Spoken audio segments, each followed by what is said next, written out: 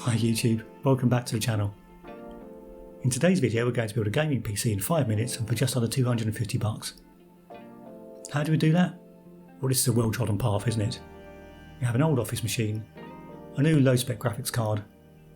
We'll put them together and see what they can do. So let's get cracking. So here we have the HP ProDes 600. This machine has an Intel i5 6500, which is a core speed of 3.2 and a turbo of 3.6. I picked this up with just under 100 notes, and as well as the processor we're getting 8GB of DDR4 RAM, a 250GB SSD, a 500GB hard drive, read and write DVD drive. So these things are built to last, they're designed to have IT techs kicking them about all over the place, so they're really easy to upgrade. So if you've not done anything with computers before, this is a really great place to start to get some confidence. Rip off the back.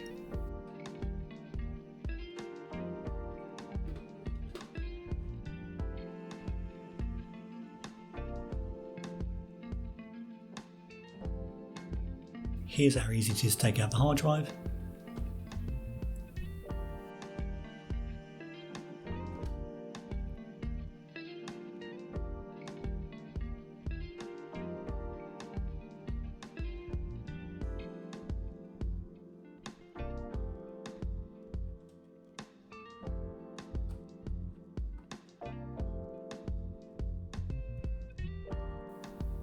So we're just going to slot our graphics card into the back here, which is a matter of taking out a few things, unclipping a few things, and then it clips straight into place.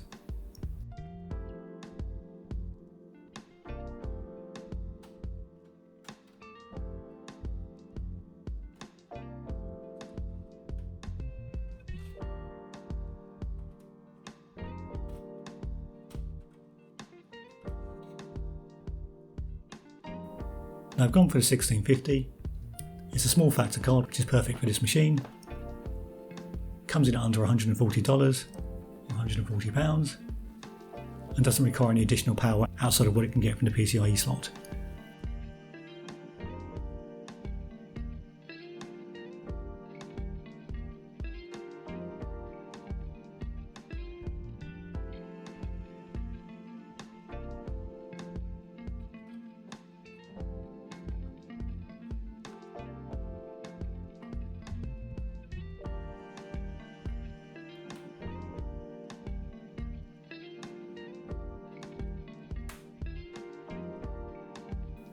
So once that's done, our gaming PC is built.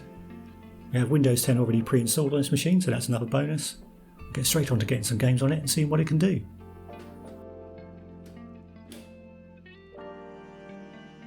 So first up, CSGO, 1080p low settings, with thanks to the comment left on one of my recent videos advising me that's how I should test it.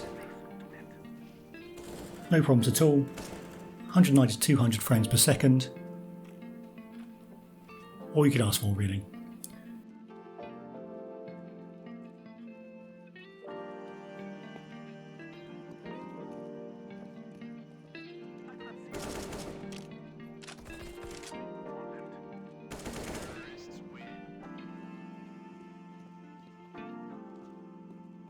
Moving on then to Valorant.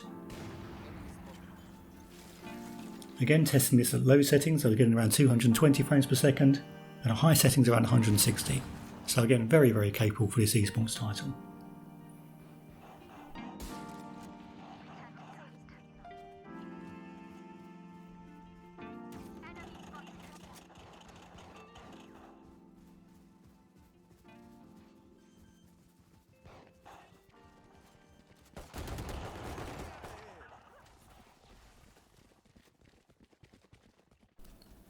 A third esports shooter then, OverWatch. Set this to medium settings for a bit of a change, 160 frames per second, nice and smooth, no problems at all. Looks pretty slick.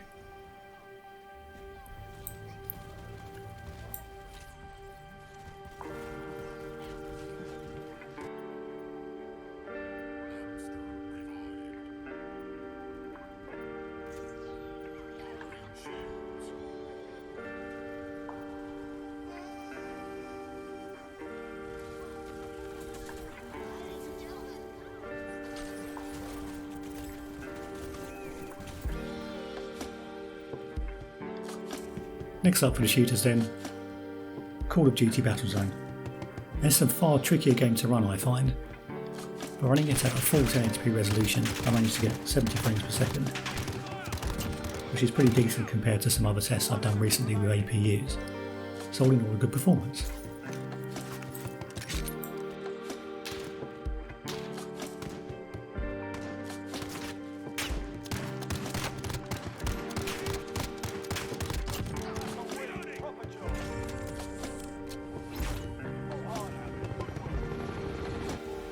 Moving on into Forza Horizon 4, on ultra settings, which is a bit of a push for a 1650, we've still got 69 frames per second, which is all you really need for a driving title.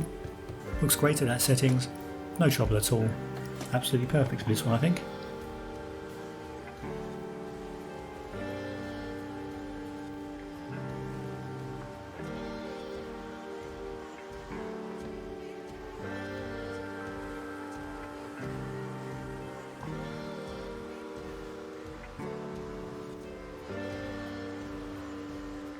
GTA 5 very similar, although in benchmark testing we were getting over 100 frames per second, I found it rather glitchy in gameplay, so I just set this to VSync at 16 and after that it played perfectly. So again, very capable for this title.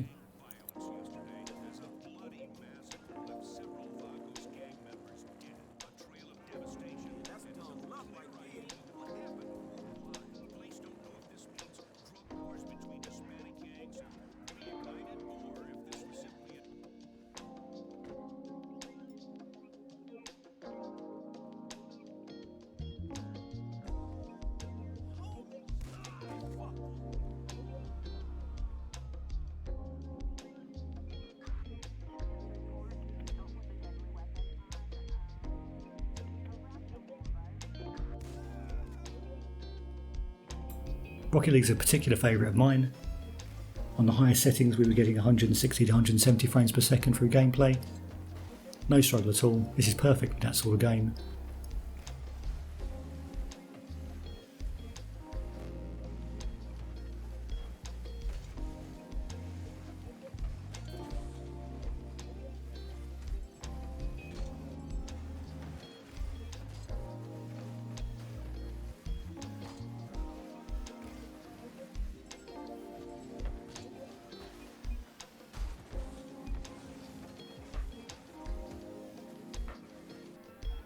And then finally a bit of emulation testing. This is an emulation channel. My go-to test, Mario Kart 8. No problem hitting 60 frames per second at 1080p. This will play most emulator games I think. PlayStation 3, PlayStation 2. No problems at all. Okay, so what are my final thoughts? I think for the money you can't really go wrong with this sort of office build upgrade. $250 to $300 is a perfectly good place to be capping this. I think anything over that you should really be looking at new components with an upgrade path. This particular system does have a limited upgrade path with a i7-6700, but that's a sort of $70 to $80 more than this one would cost, and that's questionable whether there's value there.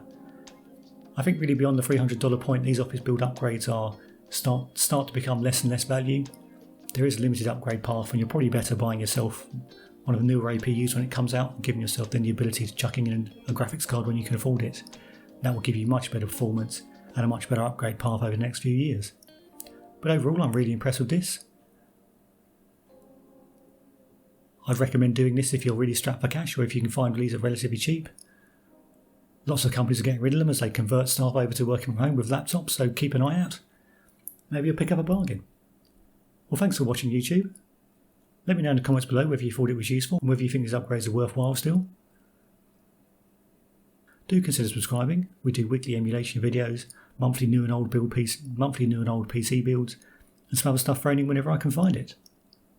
Until the next one, go well.